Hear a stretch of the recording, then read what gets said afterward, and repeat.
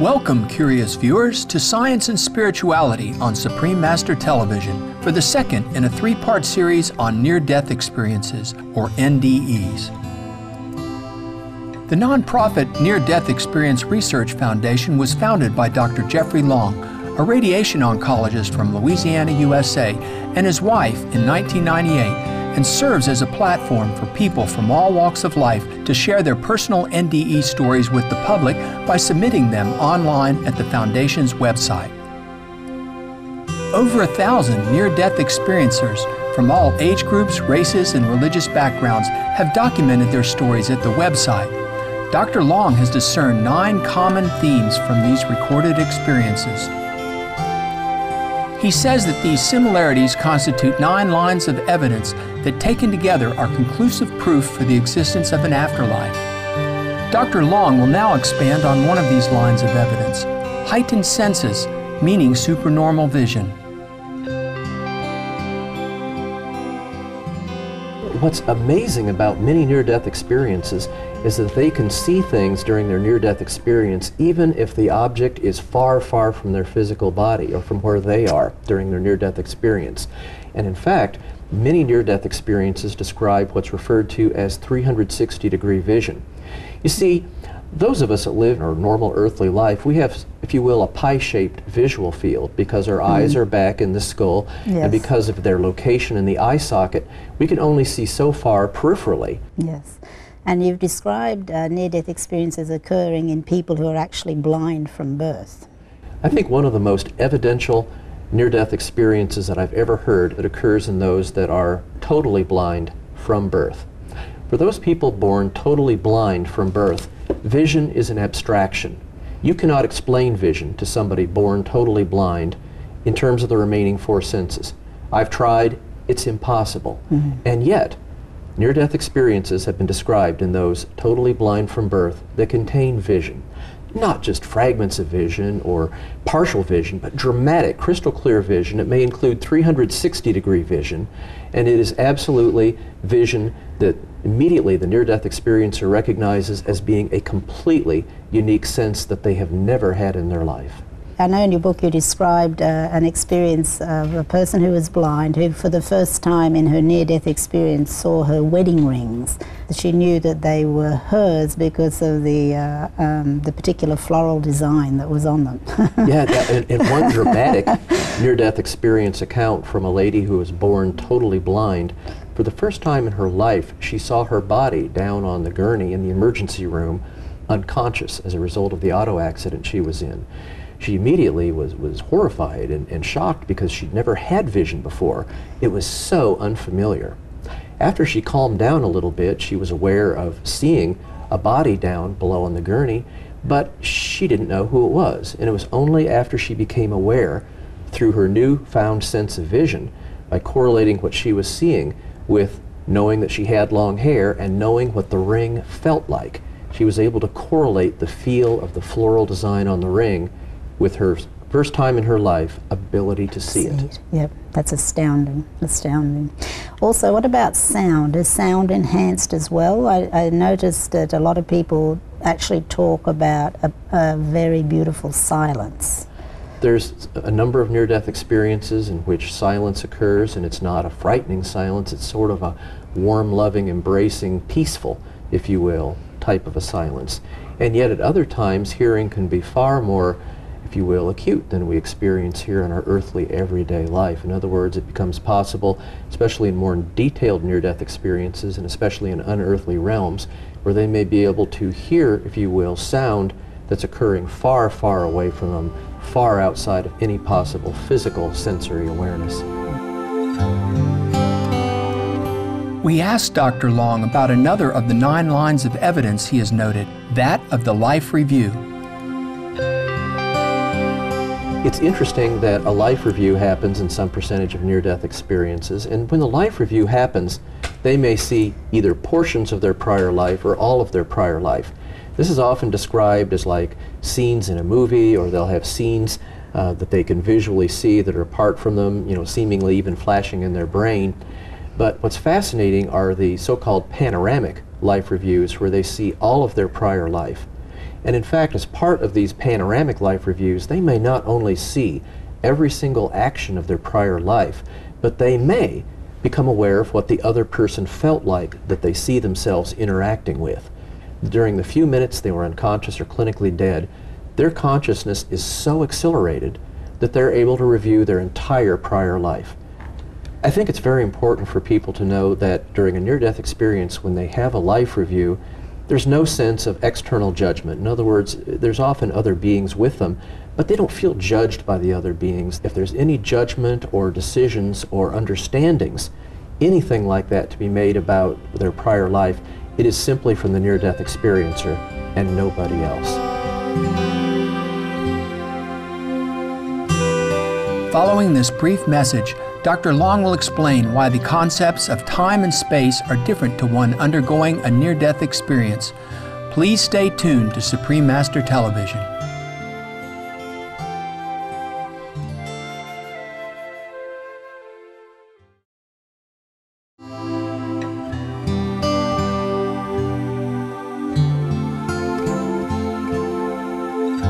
Welcome back to Science and Spirituality on Supreme Master Television. Dr. Jeffery Long of the Near-Death Experience Research Foundation is sharing the accounts of people who have undergone near-death experiences with a focus on elements that he has found common to the over 1,000 individual reports of this phenomenon he has studied. Almost uniformly, near-death experiencers will say that time does not exist in these unearthly realms. Space seems to be very, very different from what we know on Earth, and in near-death experiences they may move tremendous distances in what in earthly time would be seconds. It's as if time and space are completely different in these unearthly realms. And it's interesting, in many near-death experiences they'll say that everything seems to be happening at once. Yes. So it's as if not only is there no time, but your time seems to be so compressed or so non-existent that a multitude of events, for example, they can see their entire life, which may have been decades in the making, in literally minutes. A good example of alteration of time and space during a near-death experience, it seemed as though I experienced so much in such a small length of time. Where my soul had traveled, it knew nothing of time as we know of time passing here on Earth. You mentioned that everything's happening at the same time. The past, the present, the future is all happening at the same time. What I consider one of the really fascinating things that I have discovered with near-death experiencers, and actually many other people observe this too, is that there seems to be some things that we're seeing in near-death experiences, such as the complete absence of time. There seems to be other physical dimensions going on. There seems to be concepts that we're just starting to learn about in physics, such as quantum physics, such as the ability of physical matter to bilocate, or physical matter that's geographically apart from each other, where there's one interaction on one part of the matter, that which is, if you will, entangled with it will have the same or a similar interaction even if it's geographically apart. All the past and present enlightened masters have spoken about heavenly kingdoms and beautiful worlds beyond our physical dimension. Have any of those who have undergone an NDE seen these places? Dr. Long now shares from his book, Evidence of the Afterlife, one person's account of traveling to another world. The landscape was beautiful. Blue skies, rolling hills, flowers. All was full of light, as if lit from within itself and emanating light, not reflecting it. Yes, yes, continue. Oh yeah, okay. There was such beauty beyond expression. There was also a bright city, or something like a city, in the distance. The colors and structures of everything were beautiful, awesome. All around me I could see and feel a beautiful peace and tranquility with love and peace. As far as the eye could see to my left was a beautiful landscape of tulips of every color imaginable. To my right was a wall of a beautiful blue that matched the sky. There's such consistency in these descriptions of these unearthly realms. I mean, the landscapes that are beautiful beyond anything they could even imagine here on Earth. There may be, the colors, the light, a harmony, a peace, a beauty that is just unimaginable and seemingly even undescribable with earthly words when they return.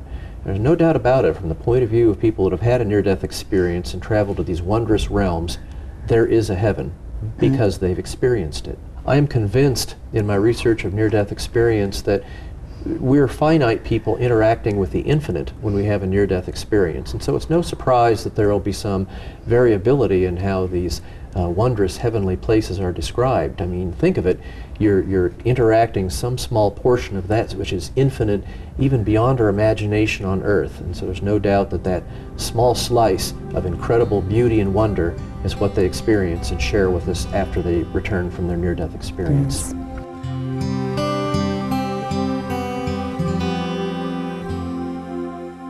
One of the most remarkable revelations of Dr. Long's research is the near-death experiences of children, including those considered too young to possess an understanding of the concepts of death, religion, or an afterlife, who report similar visions and feelings during their NDE'S as those much older than them.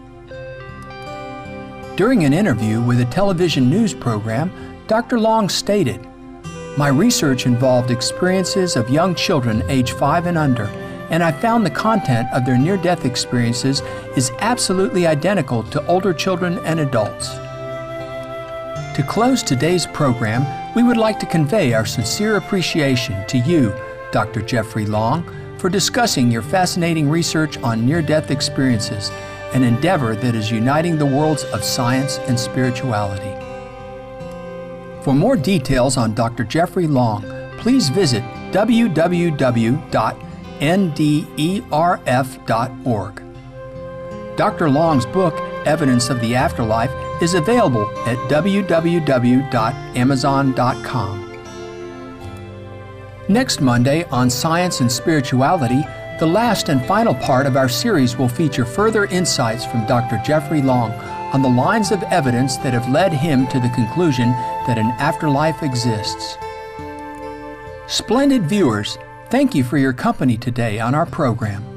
Next is Words of Wisdom after Noteworthy News. May the Providence always guide and care for all beings in our world.